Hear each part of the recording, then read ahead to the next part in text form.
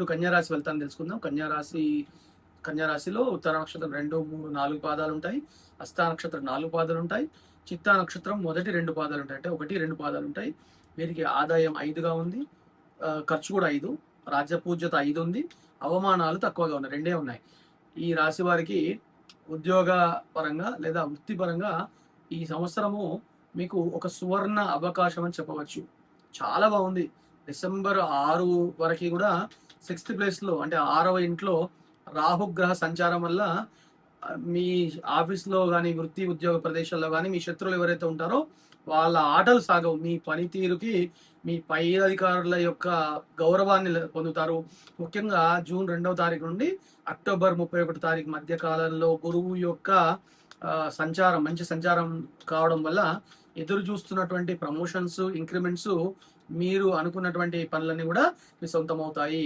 వ్యాపారస్తులకి కొత్త వెంచర్లు ప్రారంభించడానికి ఈ సమయం చాలా అనుకూలమని గుర్తుపెట్టుకోండి. అయితే సప్తమంలో శని ఉండడం వల్ల వ్యాపార భాగస్వాములతో ఏదైనా సంతకాలు పెట్టేటప్పుడు అన్ని జాగ్రత్తగా చూసి సంతకాలు పెట్టండి. చిన్నపాటి వాగ్వివాదాలు వచ్చే అవకాశం ఉంటుంది.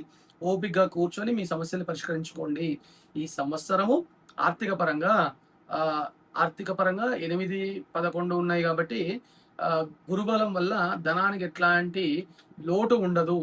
జూన్ తర్వాత 11వ స్థానంలోకి అంటే ఏకాదశి స్థానంలోకి గురువు రావడం వల్ల మీ ఆర్థిక ఇబ్బందులన్నీ కూడా తొలగిపోతాయి. అనుకోని మార్గాల ద్వారా ధనలాభం కలుగుతుంది. గతంలో ఎవరికైనా ఇచ్చినటువంటి డబ్బులు ఉంటాయి కదా, అవి తిరిగి వస్తాయి. అంటే మొండి బాకీలు వసూలు అవుతాయని గుర్తుపెట్టుకోండి. డిసెంబర్ 6 తర్వాత కేతు 11వ ఇంట్లోకి రావడం వల్ల షేర్ మార్కెట్లో ఉండేవాళ్ళు లేదా రియల్ ఎస్టేట్ రంగంలో ఉండేవాళ్ళు ఎవరైతే ఉంటారో వాళ్ళు అకస్మాత్తుగా లాభాల్ని పొందే సూచనలు కనబడుతున్నాయి. అయితే మీ ఖర్చుల్ని, మీ మనస్సుని రెండింటిని కూడా అదుపులో ఉంచుకుంటే భవిష్యత్తుకు ఎట్లాంటి డోకా ఉండదు, భరోసా కలిగే అవకాశం ఉంటుంది. ఇంకా వ్యక్తిగత జీవితము లేదా ఫ్యామిలీ అంటే కుటుంబ జీవితం ఎలా ఉందంటే ఈ సంవత్సరం అంతా కూడా మిశ్రమ ఫలితాలని ఇస్తూ ఉంటుంది. గురుబలం వల్ల కుటుంబంలో శుభకార్యాలు లేదా ఏదైనా ఒక కొత్త మార్పు అనేది జరిగే అవకాశం ఉంటుంది.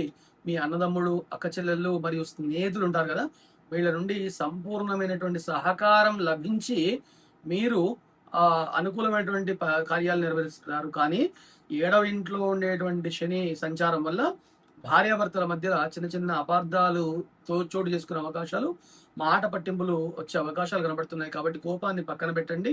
ప్రేమతో మీ భార్యని లేదా భర్తను అర్థం చేసుకోవడానికి ప్రయత్నం చేయండి. కొత్త పరిచయాల వల్ల మీకు గొడవలు వచ్చే అవకాశాలు ఉంటాయి. డిసెంబర్ తర్వాత రాహు పంచమ స్థానంలోకి వస్తున్నాడు కాబట్టి పిల్లల చదువు మీద లేదా వాళ్ళ ఆరోగ్యం మీద కొంచెం శ్రద్ధ వహించండి. ఎందుకంటే అక్కడ ఇబ్బంది అవుతుంది, పిల్లలు ఇబ్బంది పడతారు. ఇక మీ ఆరోగ్యం గురించి మాట్లాడితే మీ ఆరోగ్యం చాలా బాగుంది. లాభస్థానంలో ఉండేటువంటి గురువు మరియు రాహు 6వ స్థానంలో ఉండడం వల్ల మీ లోపల రోగ నిరోధక శక్తి పెరుగుతుంది.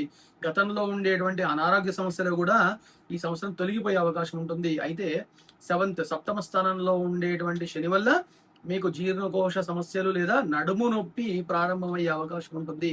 ప్రయాణాలు చేసేటప్పుడు మాత్రం సరైనటువంటి ఆహారాన్ని తీసుకోండి. సమయానికి నిద్రపోవడం అలవాటు చేసుకోండి. ఎందుకంటే వీళ్ళు ఎక్కువగా మొబైల్ అడిక్షన్ ఉంటుంది లేదా ఫోను ఎక్కువగా చూసే అవకాశాలు, డిజిటల్ స్క్రీన్ టైం తగ్గించుకునే ప్రయత్నం చేయండి. ఈ సంవత్సరం వీళ్ళకి రెమెడీస్ ఎలా ఉన్నాయంటే ఈ రెమెడీలు ఆచరించడం వల్ల వ్యక్తిగత జీవితంలో వచ్చేటువంటి అడ్డంకులు తొలగింపజేసుకోవచ్చు. ఎందుకంటే వీళ్ళకి ఈ సంవత్సరం బాగుంది కాబట్టి ఎక్కడైతే ఈ చిన్న చిన్న రెమెడీ పాటించడం ద్వారా ఇంకా వాళ్ళ జీవితం సాఫీగా సాగిపోయే అవకాశం ఉంటుంది. వీరు విష్ణు సహస్రనామ పారాయణం తప్పకుండా చేయండి. ప్రతిరోజు చేయండి. లేదు చేయలేము అనుకుంటే కనుక బుధవారం నాడైనా విష్ణు సహస్రనామ పారాయణం చేయండి లేదా వినండి. దీని ద్వారా మీరు అనుకున్న దానికంటే మంచి ఫలితాలు సాధించే అవకాశాలు ఉంటాయి.